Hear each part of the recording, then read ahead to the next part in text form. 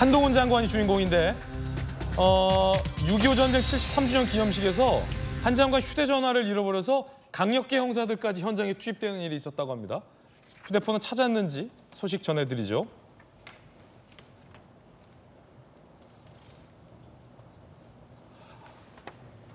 함께 보시죠. 그제 오후 12시 20분 한 장관이 휴대전화 분실 신고를 했어요. 경찰은 그러자 이제 강력계 형사 하면 또 돌직구쇼에 박성배 변호사가 있는데 그런 분들 2명이 투입돼서 행사장을 수색했다고 합니다.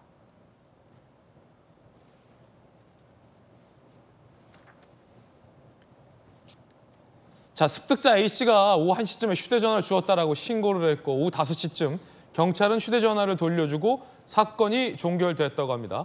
점유이탈물 횡령죄 등 범죄 가능성이 우려돼 강력계 형사가 출동했다라고 밝혔습니다. 아니, 김수영 교수님, 이게 뭐 보니까 무슨 점유이탈물 횡령죄나 아니면 고의로 훔치거나 어떤 그런 강력한 사건은 아니고 그냥 한 장관이 어딘가에 두고서 이제 깜빡한 것 같은데. 좀 놀랐습니다. 강력계 형사까지 출동했다고 그래서. 그럴 수 있죠. 왜냐하면 한동훈 장관 같은 경우에는 워낙 정치적으로나 여러 가지로 중요한 인물이고 기억하시겠지만 예전에 더 탐사에서 집 앞에 찾아가서 문을 두드리거나 막 택배를 뒤져본 적도 있고 이런 사람이다 보니까 혹시라도 누군가가 일부러 의도를 가지고 한 장관의 휴대전화를 가져갔을 것이다라는 추측이 가능하잖아요. 그렇기 때문에 아마도 이제 신고를 했던 것이고 그래서 이제 강력팀 형사 2명이나 투입돼서 이제 현장을 조사해 봤더니 CCTV를 돌려봤더니 그냥 그 현장에 참석했던 관계자 한 사람이 분실물을 습득해서 경찰에 가져다 준 거예요. 그래서 그냥 절도의 정황이라던가 이런 게 전혀 없다라고 해서 결국 그냥 한 장관에게 돌려준 거죠. 그러니까 어떻게 보면 이제 해프닝인데 어떤 분들은 휴대전화 잃어버렸다고 그렇게 경찰이 출동까지 해서 수색을 해? 너무 과한 거 아니야? 라고 생각할 수도 있겠지만 한동훈 장관이 그동안 당했던 여러 가지 고초 아닌 고초, 나름의 고초를 생각하면 저는 경찰이 출동한 것도 무리는 아니다 그런 생각이 듭니다. 자, 야당에서 어떻게 볼지 궁금합니다. 한 장관 휴대전화, 그간에 한 장관 휴대전화의 역사가 길었잖아, 히스토리가. 어떻게 보세요? 강력계 형사까지 출동했다. 저는 좀 과하다고 봅니다. 예. 아마 이걸 보면서 많은 국민들이 내가 휴대폰 잊어버려도 강력계 형사들이 출동할까? 휴대 안 하죠. 안 하잖아요. 그러니까 이게 좋습니다. 아주 중요한 인물이고 법무부 장관이고 그랬기 때문에 그랬을 수 있다. 글쎄요. 오히려 그러기 때문에 더 조심해야 되는 거 아닐까요? 아니 행사장에서 휴대폰을 잊어버리는데 내가 잊어버린 휴대폰은 내가 잘못해서 잊어버린 것이 아니고 아마 누군가가 나를 어떻게 하려고 내 휴대폰을 훔쳐갔을 거다. 이런 전제로 이제 한 거 아닙니까? 과도한 것이죠. 지난번에 한동훈 장관 개인정보 유출 말씀을 하셨는데 그것 때문에 세상천지에 저는 참고인이 압수수색 당했다라는 이야기는 잘 들어보지는 못했는데 피의자가 아닌 참고인조차도 그것도 국회에서 압수수색을 당하는 일이 발생했는데 지금 개인정보가 유출이 돼가지고 스팸 메일 또 보이스 피싱 이런 등등 해가지고 우리 국민들의 개인정보가 유출이 돼가지고 막대한 경제적 피해를 입고 있는 국민들이 지금 한둘입니까? 예. 자신을 위해서 쓸 공권력이 있다면 그렇게 피해를 입고 있는 그 국민들 위해서 공권력 쓰는 것이 장관으로서 그것이 국민에 대한 도리 아닐까요? 저는 이 공권력을 너무 좀 사적으로 쓰는 측면들이 있지 않나 이런 이제 생각을 하고 이건 아마 국민들이 보시기에 아마 행사장에서 국회의원이 핸드폰 잊어버려도 강력계 형사 출동 안 합니다. 다른 부처 장관 핸드폰 잊어버렸다 그래서 강력계 형사들 출동해가지고 뒤지고 그렇게 할까요? 저는 좀 과하다고 생각을 합니다. 예. 자, 여러분은 어떻게 생각하십니까? 한 장관의 휴대전화 분실 후 강력계 형사 투입, 과하다, 적절하다. 여러분은 어떻게 생각하십니까? 일단 현장으로 가보시죠.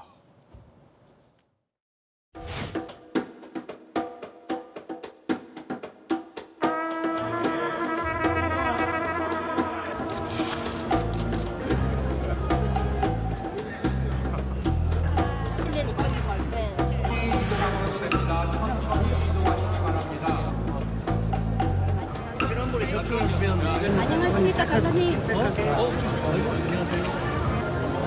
굉장히 큽니다.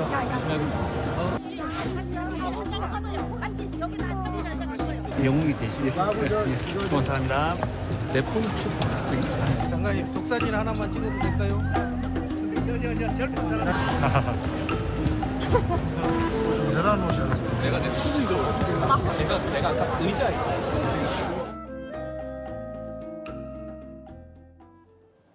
자, 지금 휴대전화를 분실했다는 걸 인지한 순간이 바로 이 순간인데 한 장관이 굉장히 좀 당황해하는 모습입니다.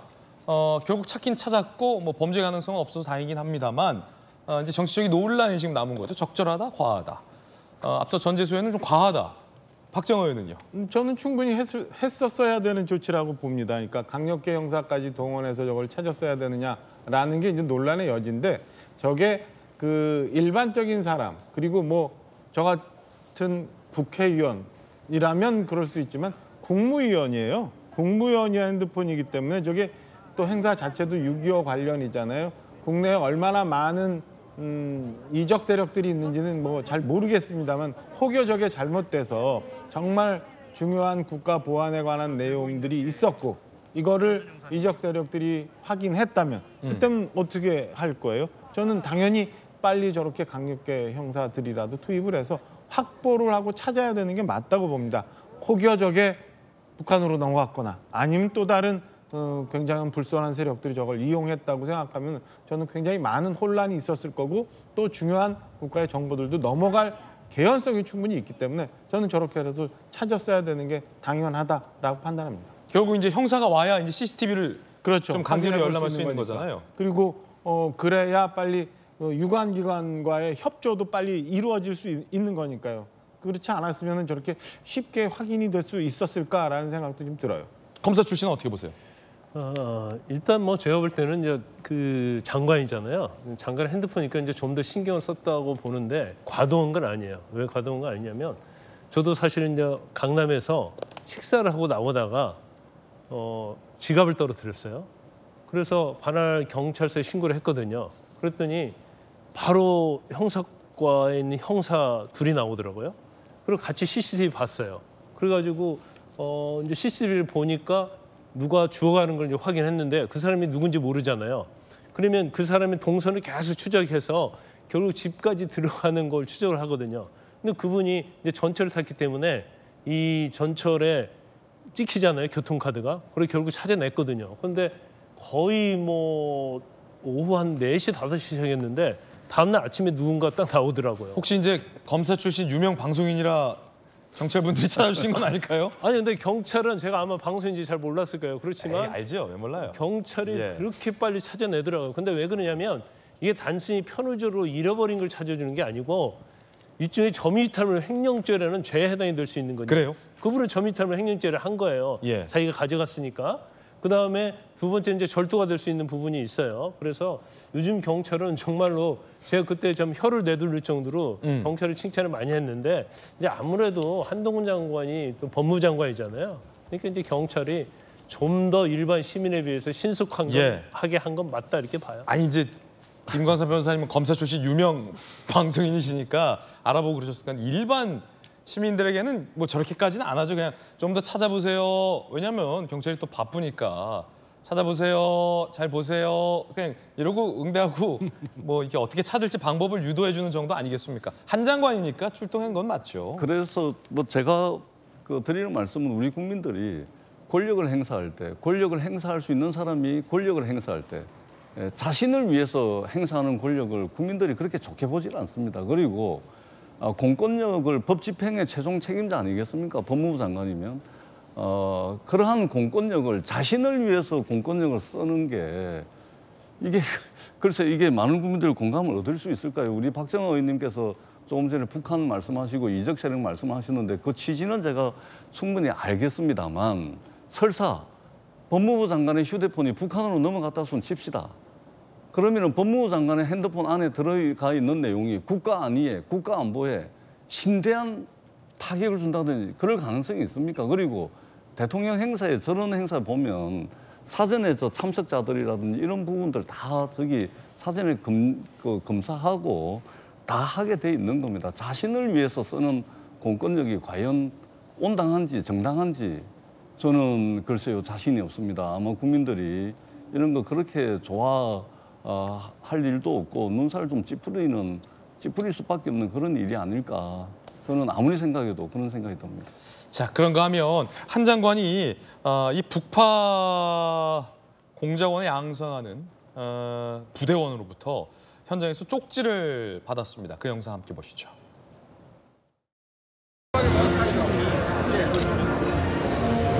여기다 한번 보고. 찾아가겠습니다.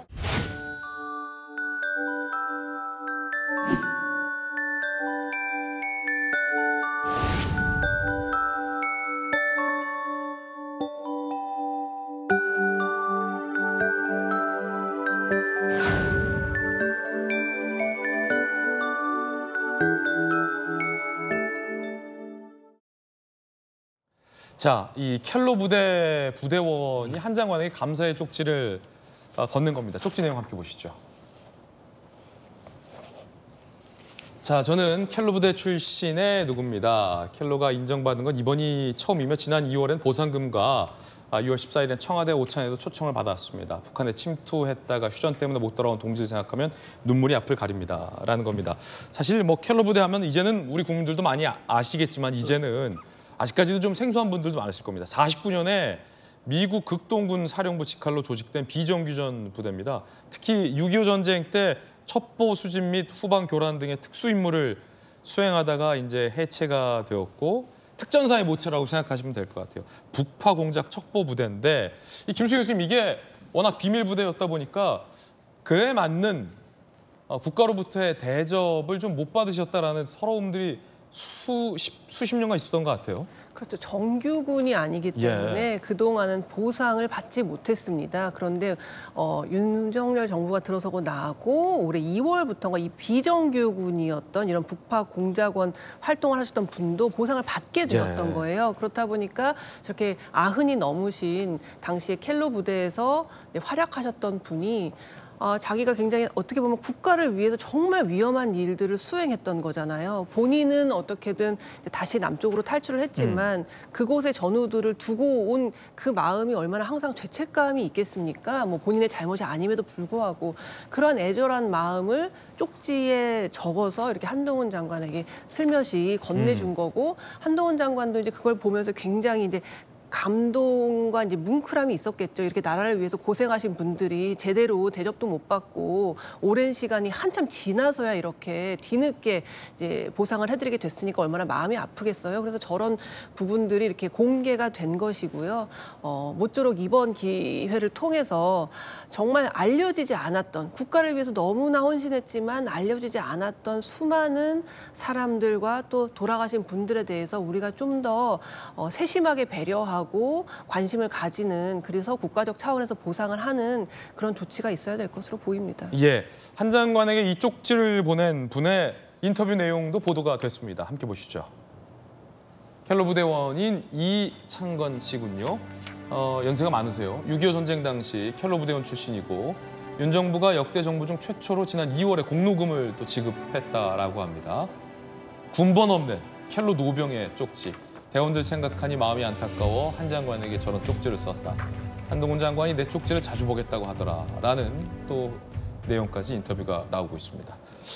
사실은 좀 더 빨리 우리 대한민국 정부가 이 켈로 부대원들의 희생과 헌신과 노고에 대해서 기렸어야 되는데 그간에 그러니까 일종의 어떤 사각지대죠. 그간에 좀 무심했군요, 우리 정부가.